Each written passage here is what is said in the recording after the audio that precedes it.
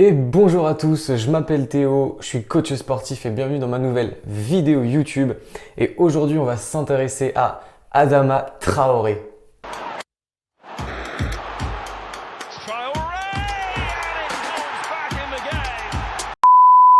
Alors comme d'habitude, la vidéo va s'articuler pareil.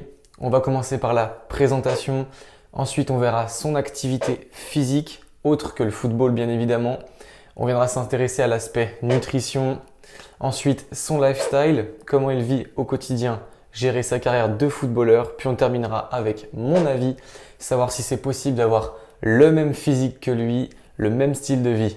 Allez, c'est parti. Alors, Adama Traoré est né le 25 janvier 1996. Il a donc au jour d'aujourd'hui 25 ans. Il est d'origine malienne, mais ses parents donc sont partis du Mali pour venir s'installer en Espagne. Il est donc lui de nationalité espagnole. C'est donc un footballeur qui a été formé au FC Barcelone et qui maintenant au jour d'aujourd'hui joue au FC Wolverhampton en Angleterre. Et donc on va parler aujourd'hui d'Adama Traoré. Pourquoi? Parce qu'il a fait un petit peu le buzz ces derniers temps sur les réseaux sociaux avec sa transformation physique.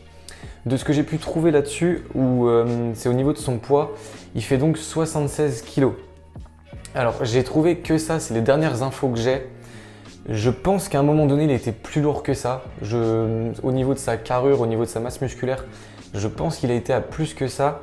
Mais on verra par la suite que son poids, il a dû le redescendre, notamment pour sa carrière de footballeur. Et donc on viendra parler de ça un peu plus en détail après. En tout cas, pour la présentation, on est bon. On va pouvoir parler de son activité physique. Alors ce qu'il faut savoir, c'est que déjà de base, Adama Traoré, c'est que déjà étant petit, c'était une force de la nature. Il y a une anecdote qui traîne où il était dans le vestiaire au FC Barcelone lorsqu'il était jeune en formation, où c'est un de ses coéquipiers qui raconte ça. Il était en train de faire des tractions déjà avec une barre dans le vestiaire alors qu'ils étaient âgés aux alentours de 10 ans. Donc déjà rien que ça, on voit déjà qu'il était très sportif.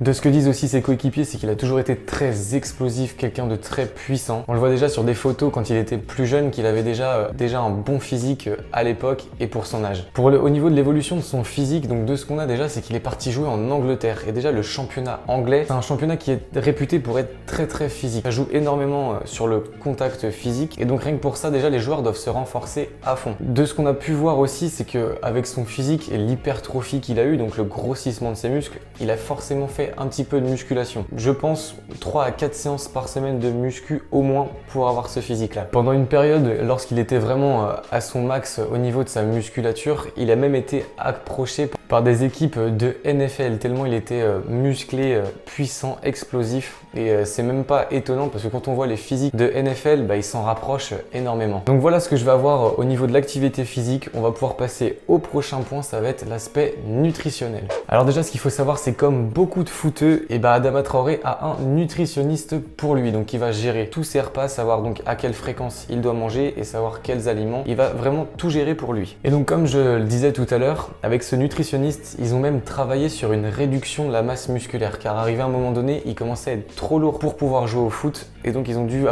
a dû avoir un régime pour pouvoir réduire sa masse musculaire afin de redescendre son poids, pour retrouver un petit peu plus d'explosivité et réduire un petit peu sa puissance, parce qu'être énormément puissant, ça veut dire qu'on va être quand même de plus en plus lourd. Et le but au foot, c'est quand même de rester explosif parce que c'est des efforts intenses, mais il faut de la rapidité. Donc au niveau des repas, j'ai pas trouvé énormément de choses. J'ai juste trouvé un article que je vous afficherai où on voit que y a rien de choquant. On parle juste de protéines maigres, style poulet, de la dinde et une alimentation avec beaucoup de légumes. Donc ça veut tout dire et rien dire, mais globalement, un régime de footeux, ça tourne là-dessus. C'est assez strict. Il n'y a pas réellement de plaisir, même si ça leur arrive de manger des pizzas après les matchs de foot ou d'autres choses, mais globalement ça reste assez strict le long de la semaine. Donc voilà pour l'aspect nutrition. Il n'y a pas énormément de choses, ils communiquent pas forcément là-dessus parce que forcément c'est pas comme des athlètes comme j'ai pu faire déjà comme Thibaut InShape ou Sissi, où eux ils vont vraiment dévoiler pas mal donc leur vie et montrer aussi l'aspect diététique.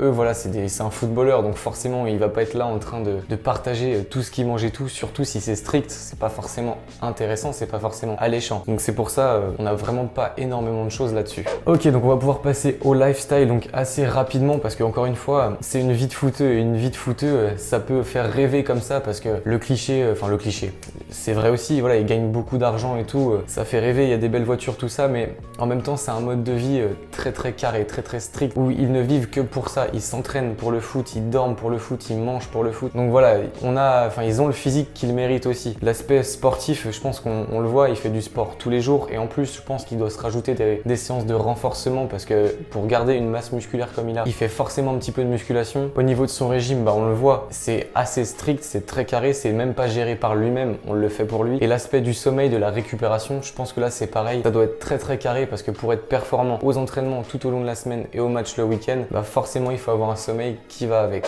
Et donc on va pouvoir terminer sur le dernier point, donc mon avis. Alors déjà de ce que j'ai pu voir et de ce qu'a fait la polémique aussi autour de lui, beaucoup ont parlé de dopage. J'ai vu aussi quelques histoires que voilà, chez les footeux, il y avait pas mal de dopage. Alors il n'y a rien qui a été réellement prouvé parce que forcément si ça s'était avéré vrai, au contrôle antidopage il se serait fait avoir. Même si voilà, il existe des produits dopants où on fait certaines cures où ça va durer qu'un laps de temps et ensuite ça va disparaître et ça va pas forcément se voir. Enfin bref, on va pas s'étaler sur le sujet, mais tout ça pour dire que même si on a parlé de dopage avec son physique, selon moi il reste atteignable. Alors forcément il est atteignable avec un mode de vie qui va se rapprocher du sien, c'est-à-dire un bon programme sportif, un régime quand même très très strict et avoir une très très bonne récupération. Donc est-ce que c'est viable? Je pense pas. Encore une fois, il va y avoir des gens, pour eux ça va être viable parce que voilà, on va leur dicter tout ce qu'il faut faire et donc ils vont le respecter.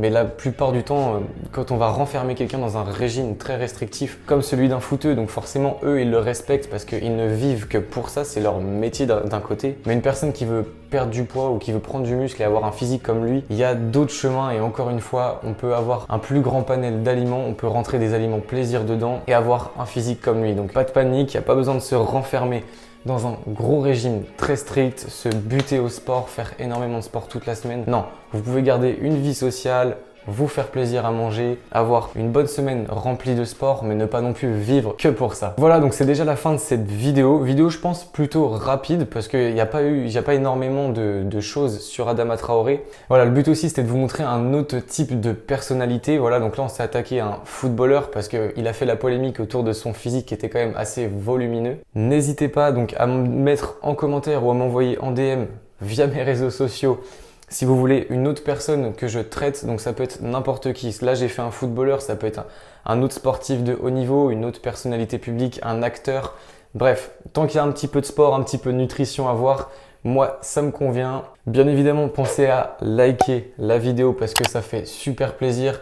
Votre petit abonnement pour le soutien avec la petite cloche comme ça, on est au top. Partagez un maximum. J'en ai fini pour aujourd'hui. Allez, bye!